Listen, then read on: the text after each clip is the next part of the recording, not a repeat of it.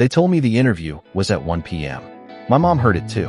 Then they texted me at 11 a.m. saying it was at 11 o'clock. Mindsnap here, where the chaos is real, the receipts are airtight, and the workplace etiquette is questionable at best. Okay, let's just rip off the band-aid here because this situation is chef's kiss unhinged.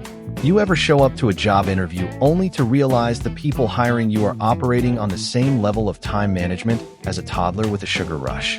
Yeah, that's this story. So picture this. Our brave soul, let's call them Interviewee X, is about to embark on their very first job interview ever. They're nervous, they're excited, they're probably Googling how to not puke in the waiting room at 3 a.m. The company calls to schedule, and the interviewer says, does 1 p.m. work? Interviewee X says yes. Their mom is standing right there. Mom hears it too. This is not a miscommunication. This is not a he said, she said. This is a documented, witnessed, ironclad agreement that the interview is at 1 p.m. Fast forward to interview day. Interviewee X gets a message at 11 a.m. saying, we're expecting you at 11 o'clock. They're like, wait, what? We agreed on 1 o'clock.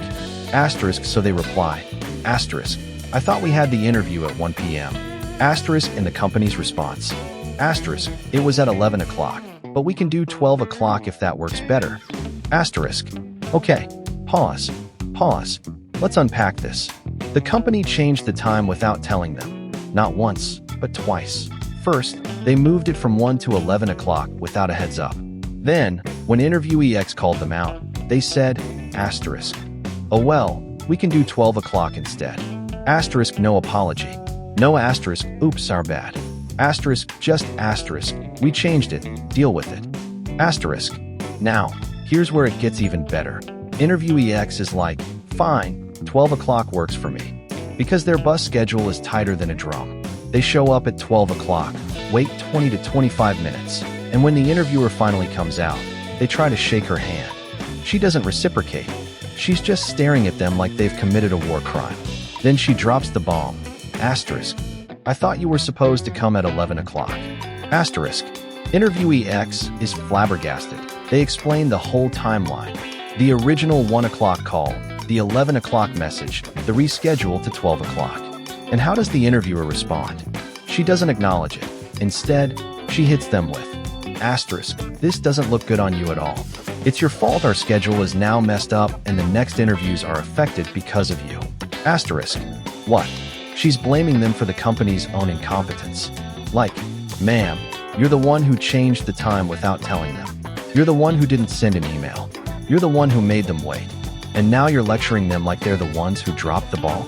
But wait, it gets worse. Interviewee X says they never got an email from them. They checked multiple times, and the interviewer's response?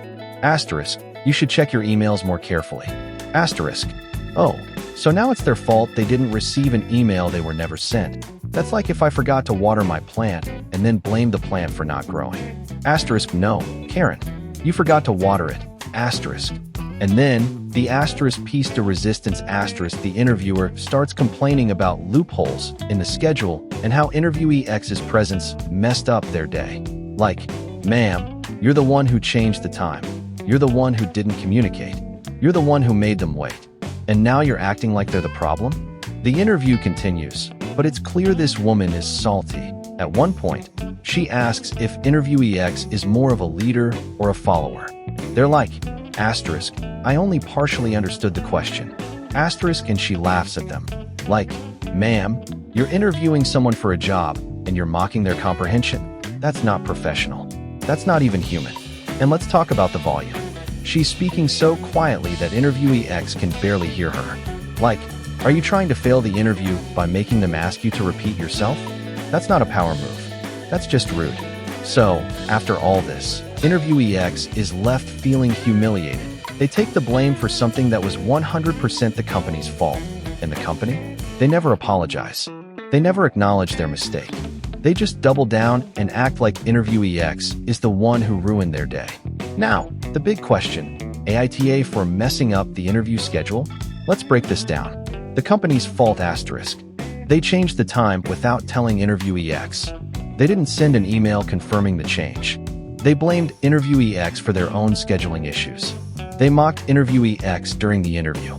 They acted like interviewee X was the problem when they were the ones who dropped the ball. Interviewee X's fault asterisk. They agreed to the rescheduled time of 12 o'clock because they had no other option. They didn't push back when the interviewer blamed them. Look, I get it. Interviewee X could have been more assertive.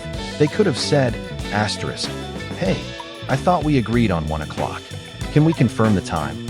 Asterisk, but let's be real. This is their first job interview ever. They're not going to know how to handle a company that's operating like a dumpster fire. And let's talk about the power dynamic here. The interviewer holds all the cards. She's the one deciding whether interviewee X gets the job. So even if they did push back, would it have mattered? Probably not. She was already salty at them for showing up late, even though it was her fault. So was interviewee X the asshole? No, they were the victim of unprofessional, incompetent management. The company failed them at every turn. They changed the time without notice. They didn't communicate. They blamed interviewee X for their own mistakes. And they acted like they were the ones who were wronged. This is like if you order a pizza and the delivery guy shows up 2 hours late, cold, and with the wrong toppings. And then he complains to you that your order messed up his day. You'd be like, asterisk, bro, you're the one who delivered a sad, cold pizza. Maybe check your GPS. Asterisk. So no, interviewee X is not the asshole here. The company is. And if they don't fix their act, they're going to have a lot of empty seats at their next interview. Final verdict asterisk, the company is 100% the asshole. They failed at basic communication, basic professionalism, and basic human decency. Interviewee X did nothing wrong. Drop your verdict below. Was this person right or wrong? Let me know in the comments. And if you've ever dealt with a company this unhinged, please share your stories below.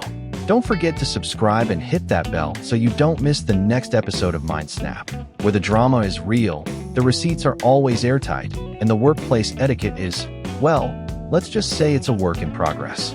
See you next time. Stay sharp, stay sassy, and for the love of all that is holy, check your damn emails.